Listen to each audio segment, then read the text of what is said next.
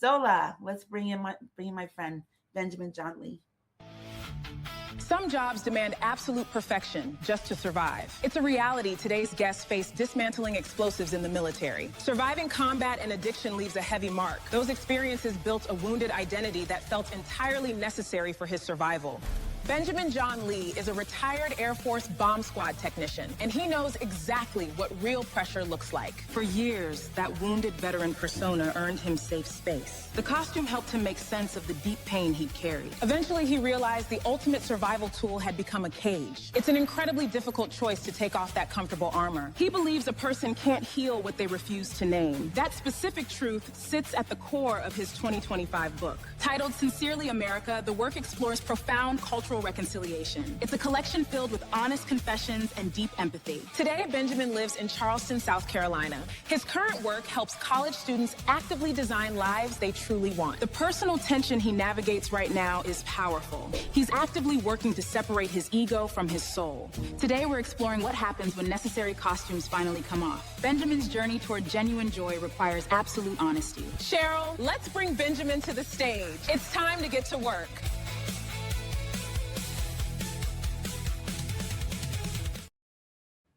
Woo, Benjamin. Let's take you off mute, my friend. Hello, sir. How are you? I am quite well, Sheryl. How are you? I am good. What do you think of that intro?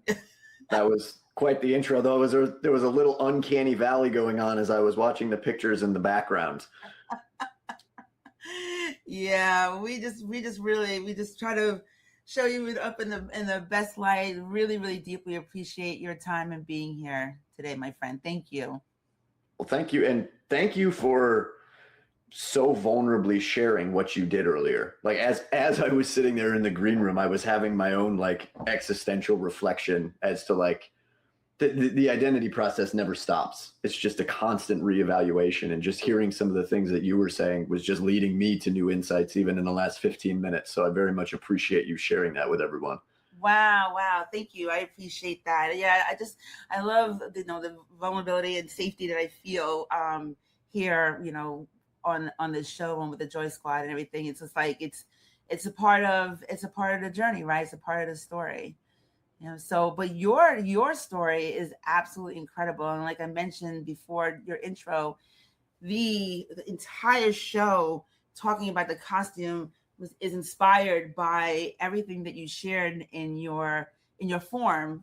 I try every week with my guests to make sure that we are sitting with information and a context that feels good to you.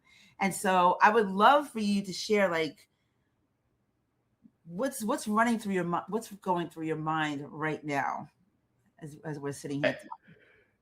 At this exact moment, you mentioned something earlier, which is so true. And that is how the ego will hijack the spiritual awakening process. Mm-hmm. And there's different phases of, and whatever you want to call it, like identity transformation or awakening or whatever it is. But there's a point where you become aware of all of the crap that the world poured into you that isn't yours. And as you start freeing yourself of all these things, that the ego will like inflate itself by going like, oh, look how awake I am. Look how aware I am. Look how much further progressed I am than other people. And what's funny is I was aware of that during my own process. And so the thing that I strive to be, like when somebody would ask like, what are you? Like my goal was always to say like, I am nothing. Like I don't need an identity. I don't need a mask to navigate the world. Okay. And as you were talking about the way that the ego hijacks it, I realized that me reaching for that goal was actually the ego hijacking that in a way, what I am looking to be is not nothing, but to be everything. Right. To realize that the true form of integration is accepting that every single individual part of humanity lies inside of me. And then I need to feel comfortable embracing and being able to show every aspect of myself to the world.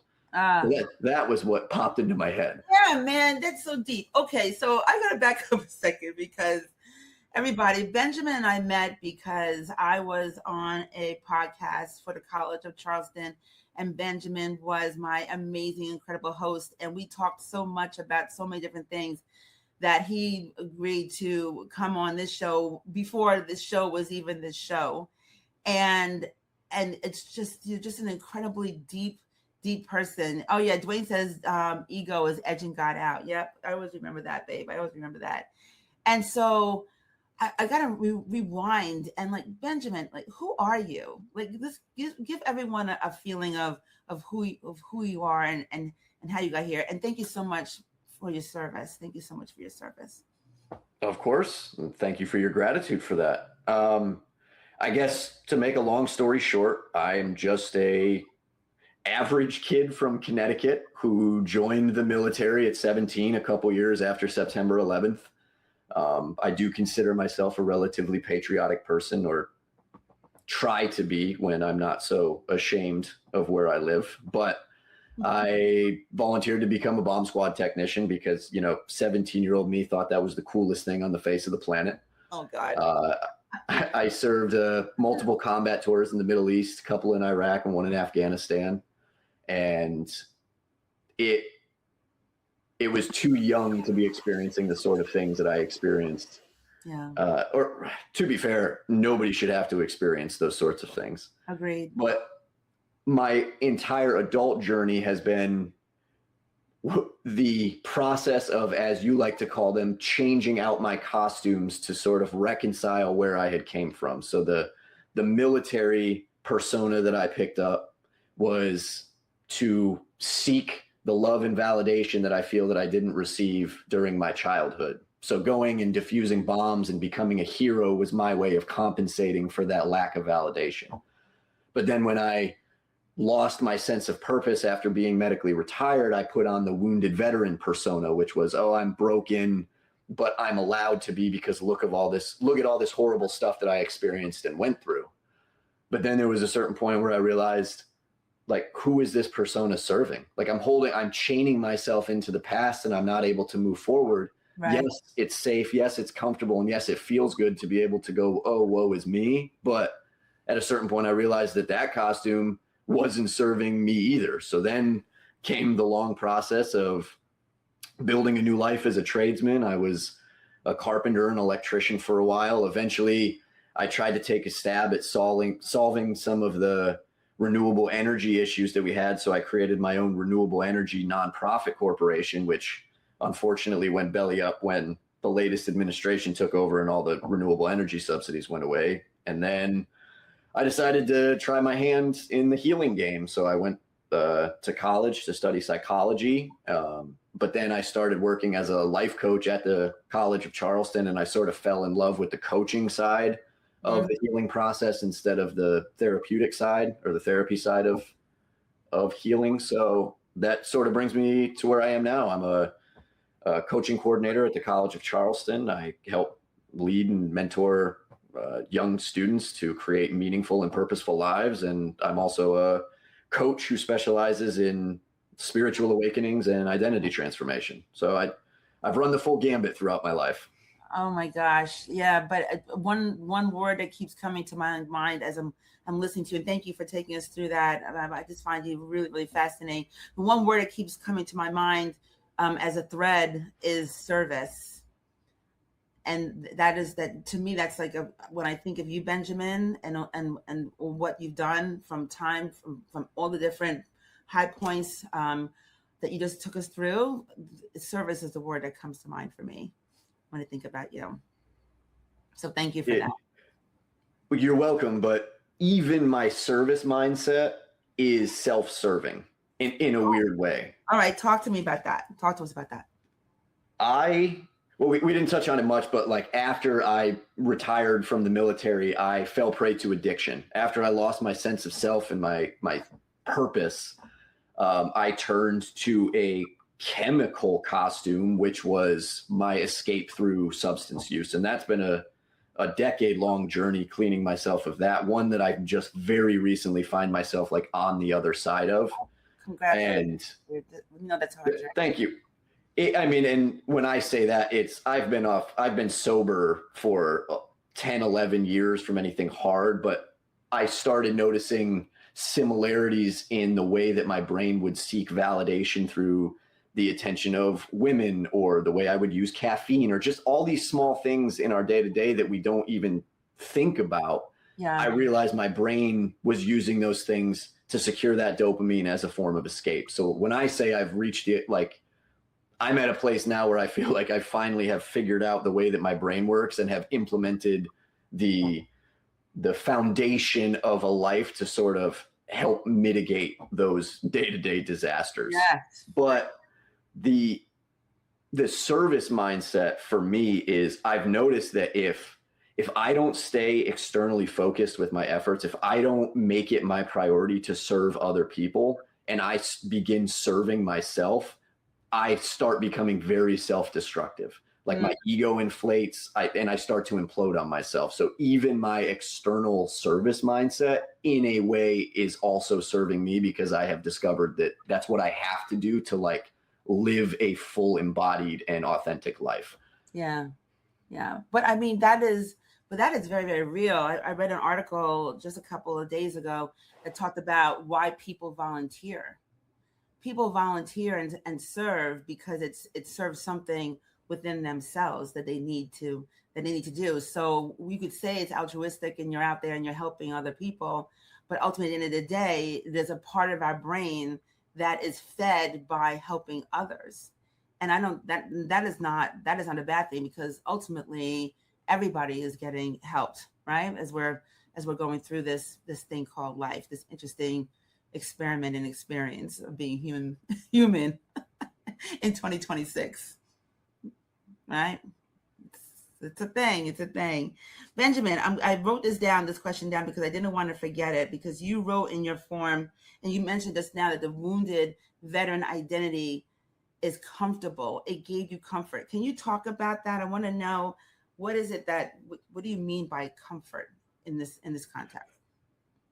Well, I mean, when you join the military and you're in a career field that is as high stakes as explosive ordnance disposal, I lived in a constant state of fight or flight for damn near a decade, over multiple combat tours. And then even when you're coming home, you're decompressing really quickly, normally through self-destructive things like alcohol and chasing women. And then you're spinning right back up and heading right back out the door for another deployment. And after a decade of doing that, like I literally couldn't carry the weight of that anymore. Yeah. And so donning that wounded veteran identity gave me the excuse to just not care about anything, to put everything down, to put myself in a hole and isolate myself, because like that's what I needed to recover from the experience that I had just had. But then after a few years of doing that, you realize that all I did was I dug myself a hole, which then became my new cage. So while it was essential for me being able to let go of my military service, I then found myself in an equally confining cage of, this is now the identity that I wear around. And I had become so detached with my relationships and with my communities and just life in general, that like starting over at that point, I felt like an infant, because I was so disconnected from the way that regular people operate, that I had to teach myself to be a part of society again, to learn how to be an adult. And also while facing the shame, or the self-perceived shame, of being a 26, 27-year-old who should have this stuff figured out, but not knowing how to do any of it. Yeah, I say should, but. Yeah. But but okay, Benjamin, there's so many people out there who are, however they got to that same place that you found yourself in, who say, screw it, this is where it is. And then, like, how did you even recognize that I'm detaching from reality right now? I'm so within myself, and I need to start over. Like, what made it, what was it in your head that got you to like change the script and then ultimately change your life? I I did, because of my military service and what I dealt with addiction and recovery. I didn't have my first like adult relationship until I was in my 30s. Okay. And the first woman that I started dating, I still had a lot of my self-serving, I don't like the word narcissistic, but like I had narcissistic-esque tendencies. Okay. I would gaslight her, and I treated her not the way that I should have, even though she was a fantastic human being. And she eventually broke up with me, which I never in a million years thought she would do. And it bruised my ego enough to the point that I sat down with like 2 years worth of text messages and communication and threads. And I like combed through the entire situation to see what went wrong. Cause that's how my brain works. I'm very analytical. But at the end of that, the only conclusion that I was able to come up with was that I was the problem. In the entire situation, I was the problem. And even though my ego hated that, being faced with the truth of that reality made me then call into question my, like the foundation of my entire existence. Like, what else am I doing that is leading me down these roads of misery and pain? Like, people talk about hell like it's this esoteric existential thing. It's like, no, we can end up in hell right here on earth if we continue to perform in ways that lead us back to the beginning of these self-destructive cycles that we find ourselves in. Agreed. And the only way out of those cycles is to take accountability for the fact that we are the ones who put ourselves there. And I don't like to sound too like hardcore about it, but nobody's going to save you from the situation you're in except for you. Yes. And the sooner you come to terms with that, the sooner that you can start ascending to heaven, if you want to use that allegory. But so, yeah, I realized that I was responsible for all of the pain and the misery that I was experiencing. Oof. You know, listening to you, and you're making me think of my definition for joy. And I say that for me, joy is being in integrity and in complete alignment with myself, and then living and leading from that place when things are hard, or / especially when things are hard. Talk to me about that. What's your definition of joy within this context? Because I feel like you got to that place. It's so funny that you asked that, because I knew that was going to be a question coming on here. And so the last few days I was really thinking about, like, what does joy mean to me? What makes me joyful? And what I find funny about it is what you just said is the answer, relatively what it comes up to, or what I came up with. And that is, I feel my most joyful when I walk the road of the version of myself that I know I want to be. So when I have values and standards and set boundaries for myself, when I finish the day and I have upheld those boundaries and those standards, and I lay my head on the pillow at night and I am proud of the man that I was that day, that brings me the most amount of joy. Like, it's not external things. It's when I live up to the version of myself that I know I want to be, that fills me with joy. I love that. That is what it is. And then when you move from that place, it becomes unshakable. Even when things are going batshit crazy around, you may not be happy. That's why I always try to say that there's a difference between happiness and joy. But ultimately, you can still stand on your own 2 feet and be solid, because it's coming from within. Would you agree with that? Very much so. That if your gaze is focused externally for anything that is supposed to bring you joy or happiness, like, you're already starting in the wrong place. That the mirror principle is so true. And like, as within, so without, is like, if you can sort your internal reality, your external reality is going to fall into place on its own. Like, you don't have to exert your force on the external world. You just need to make sure that your internal world is, I don't even know the right word. When you're living from a joyful place, then you're going to experience a joyful reality. Yeah. Yes. Totally agree. Well, my friend, I could sit here and talk to you forever, but I want to give you time to talk about this amazing. I don't, to call this a book, it's like, I think it's like an insult. This is so much more than a book, Sincerely America. But I want to give you an opportunity to talk about that and anything else you got going on in your amazing world right now. Sure. So Sincerely America actually came about during my healing process, because a few years ago when the US withdrew from Afghanistan and we just botched it completely, it really messed with me. Like I didn't know what I was experiencing at that point in time, but I realized later on that was the point where I lost faith in the nation that I was so proud to serve. And watching us haphazardly pull out of a war that we had been a part of for 20 years, leaving US citizens and service members over there, to the hands of fate, it broke me. And so I wrote as a therapeutic exercise, I wrote myself a letter addressed from Lady Liberty, because that's how I embody the spirit of America, is just the Statue of Liberty, Lady Liberty. And I took accountability for all the mistakes that were made and just apologized for the way that I was feeling.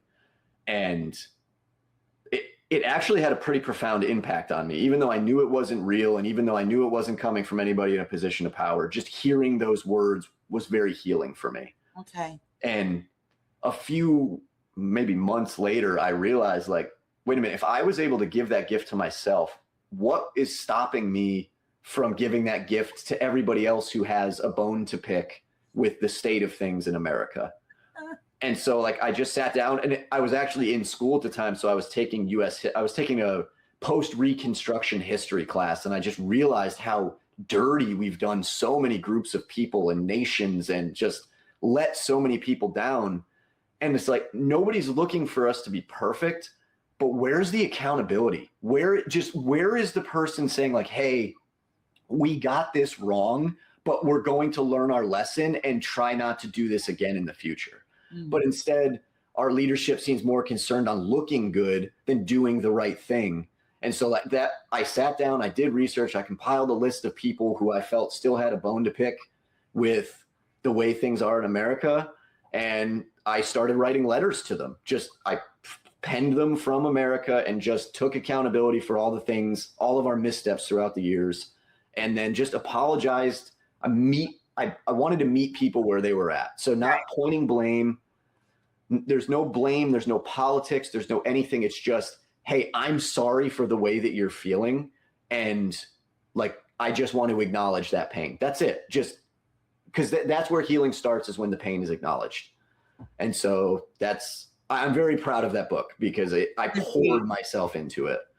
You should be. I mean, I completely, I enjoyed it, but it was also I got a deep sense of healing, because honestly, it goes everywhere from freedmen to the Amish, Jewish Americans, Asian Americans, healthcare workers, teachers and educators, victims of school shootings and mass shootings. I mean, like, it went on and on. Letters to anyone who's ever felt marginalized, and then some. These letters are truly, truly heartfelt. And I sent you a note thinking, like, oh my God, saying, like, I'm like crying through most of it. But it felt like a great history lesson, because there were things that I did not know. And, we all live in our own bubble. And so I learned so much, so much. Thank you for writing this book. Well, thank you for reading it, and for the kind messages that you sent me afterwards, because that's why I did it. Yes, it's a little informational, but it can be transformative in a healing way. So I hope that I can get it in the hands of more people, because I think more people, especially the state of things in our nation right now, we're focused so much on differences that I really want to try to get people focused on what we have in common. And that's just, we're all human. We're all human at the end of the day. Yes. Yeah. I think I just said to you when I read this book, I'm like, why aren't you on Oprah? Why doesn't Oprah have this book in her hand? She needs to have one day. One day. And I could say that I knew you went, and I could say that you were on It Starts with Joy. which is I look definitely forward to it. proud moment, proud moment.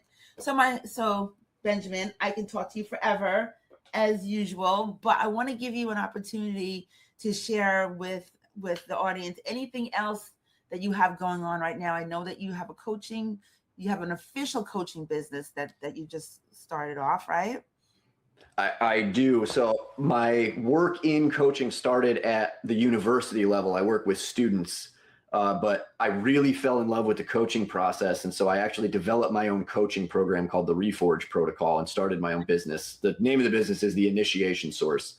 It's a callback to my days as a bomb squad technician, but also that when you're defusing a bomb, you don't go for the main charge, you go for the initiation source. And I have found in the healing process, we do the same thing. You don't go after the symptom, you go after the root cause. So that's why I named it what I named it. But I specialize in spiritual awakenings, guiding people through that process, and then identity transformation, which is on par for what we talked about today. Yeah.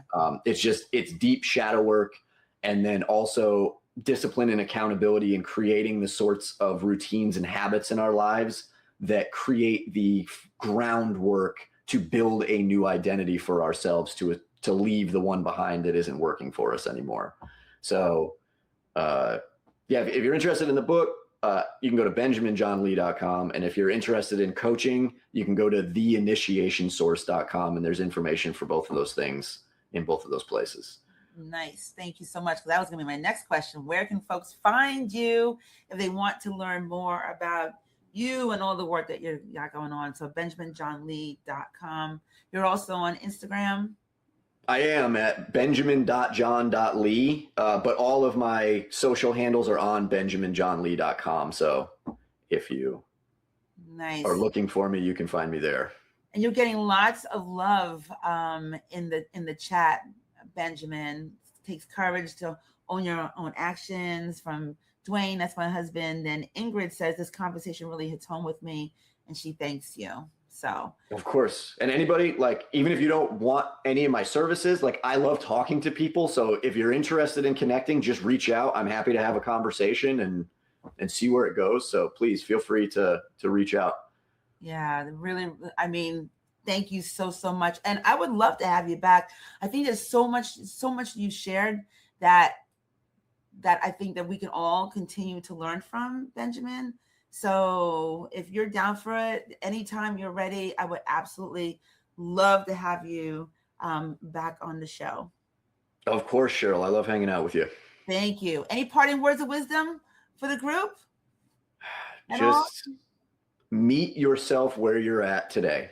Meet yourself where you're at today. That's all we can do, right? That's all we can do. Because we only have today. Tomorrow's not promised. Correct. Thank you, Benjamin. Thank you. We will talk to you soon. Love you, Sheryl. All right. Same here, my friend. Love you too.